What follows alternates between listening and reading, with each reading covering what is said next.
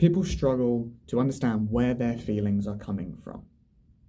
And what I mean by this is if you ask someone how they feel about a certain thing, they will give you a vague, unsatisfactory answer because they can't justify why.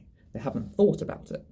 And so our job as salespeople is there may be a broad, overarching question we want to know, right? Is this worth the money? That could be to you. That could be the broad, overarching question. And they will give you an answer, but it will be unsatisfactory because they haven't thought of the justifications. So what we have to do is take them through a series of narrower questions so that they can come up with the understanding and the answers themselves. Prospects and people generally believe 100% of everything they say and nothing of what you say, right? So it's important to guide them through the process. A salesperson is essentially a therapist. This is what therapy people do. This is cognitive behavioral therapy. This is taking people through the thought process of, let's solve your own problem, you silly child. But you do it without the condescending tone. And you take them through this process of, here's an example from one of the calls that I had today of, so we have a product and a service which is done in small groups. Now, immediately, nearly everybody hates the idea of a small group, but they cannot say why. And so, rather than saying why, because they haven't thought about it, you have to ask different questions to help them uncover the most common reasons why people do not like it.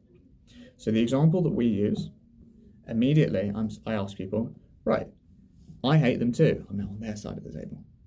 Okay, I'm on their side rather than questioning them. I totally get it. I think they're awful. In school, did you put your hand up and ask questions often? It's a simple yes or no. And they'll either say yes or no. Usually, no. And they say, okay, great. Why not? And if they say yes, you can say, great. Why? How are you able to do that? So then you can find out, is their concern social pressure through other people making fun of them, the fear of the anxiety of being judged, etc., etc. If it's not that problem, then it's likely that they don't get enough support. That's what I dislike about group sessions, mostly. I am happy to ask questions in front of people. I will be the first person to look like a fool. I don't need to drink to get up on a table and dance, right? In front of thousands of people, I'm happy to do it. But for me, the reason I don't like group sessions is I don't like enough support. I don't get the support at the level that I need it. And so I ask for that, be like, great. So in a group session, so you're happy to ask questions. What then do you get as much support as you want? And that's usually, I never really get past that, where they then say, no, actually I don't. And be like, right, so the biggest reason that you don't like group sessions is because you want a more personalized approach for you, right? Rather than waiting on all these other people. Oh, yeah, okay, cool. Now I can tell you and being like, right, I totally agree. That's the worst thing about it as well. This solution, or we had to come up with a solution for exactly that.